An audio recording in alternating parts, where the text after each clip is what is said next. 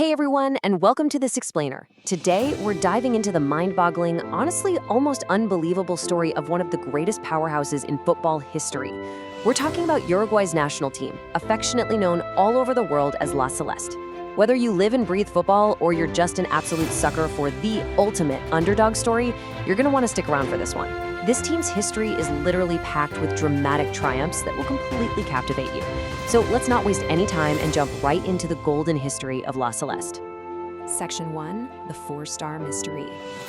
So you might already know that Uruguay has won the FIFA World Cup exactly twice. But here's the thing.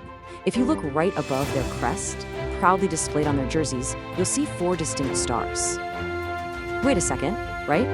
How in the world does a nation with 2 World Cup trophies get to wear 4 stars? Well, the answer actually takes us back before 1930.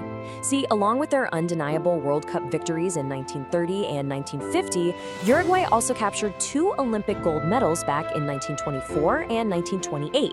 And because those specific Olympic tournaments happened before the actual World Cup even existed, FIFA treats them with the exact same weight. They officially recognize them as absolute world championships.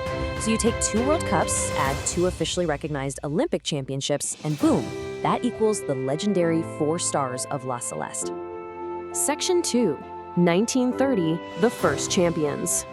Let's rewind to 1930. Uruguay didn't just play in the very first FIFA World Cup, they actually hosted the whole shebang.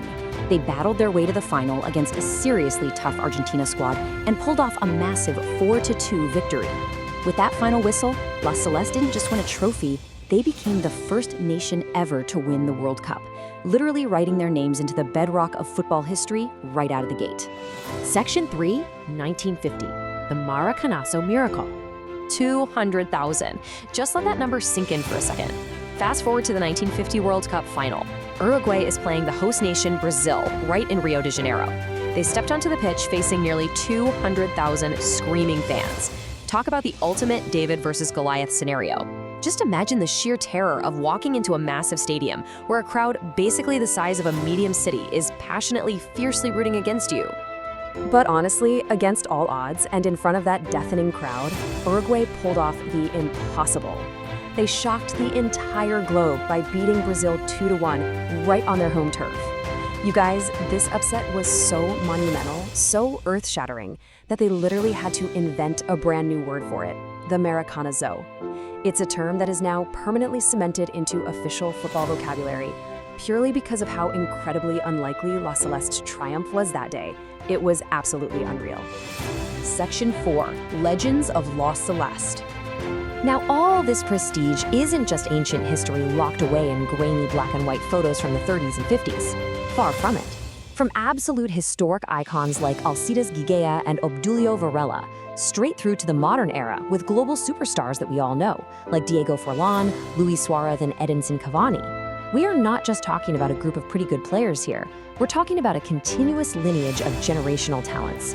These guys have absolutely dominated both club and international football, proving for sure that the staggering talent pool of La Celeste is timeless. Section 5, football's greatest underdogs. 3.5 million. That is the entire population of Uruguay. To really wrap your head around that, think back to that 1950 World Cup final we just talked about. They played in a stadium packed with 200,000 people. Uruguay's entire population is basically just 17 of those stadiums. That's it. And yet, out of this relatively tiny pool of people, they gave us the first ever World Cup champions, the legendary architects of the Maracanazo, multiple eras of absolute superstars, and a team that proudly rocks 4 stars on their chest. Which honestly leaves us with one incredibly provocative question. When you look at the staggering achievements, the historic upsets, the literal legends they've produced, and then compare it all to the tiny population they draw from, pound for pound, is Uruguay the greatest football nation on earth? I want you to really chew on that for a bit. It is just marvelous to think about how one single country has managed to do so incredibly much with relatively so little. Thanks so much for hanging out with me to explore the golden history of La Celeste. And remember to keep your eyes peeled for those incredible stories hidden right inside the stats.